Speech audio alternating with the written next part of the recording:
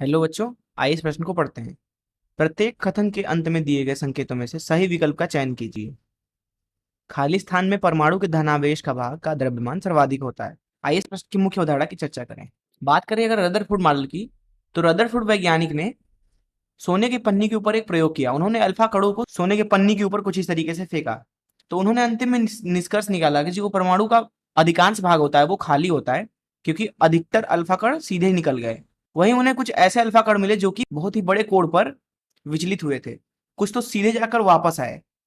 तो उन्होंने निष्कर्ष निकाला कि परमाणु में धनावेश परमाणु के केंद्र में अत्यंत छोटी आकृति के अंदर रहती है, और इस आकृति को उन्होंने बोला नाभिक, क्योंकि जो अल्फा कण होता है उसके ऊपर भी धन आवेश होता है, और यह तभी सीधे जाकर वापस आ सकता है जब इसके सामने एक धन आवेश हो और वो बहुत ही ज्यादा भारी हो तथा परमाणु के केंद्र में हो। दरअसल उन्होंने प्रयोग किया था सोने के पन्नी पर। सोने का जो द्रव्यमान होता है वो अल्फा के द्रव्यमान से ज्यादा होता है, तथा केंद्र में अगर सोने के परमाणु के अंदर द्रव्यमान ज्यादा होता है, तभी जो अल्फा कण है वो इससे टकरा करके वापस आ सकती है। ये बिल्कुल ऐसे ही है जैसे एक बॉल को लें, दीवार पर फेंकें और टकरा के वापस आए।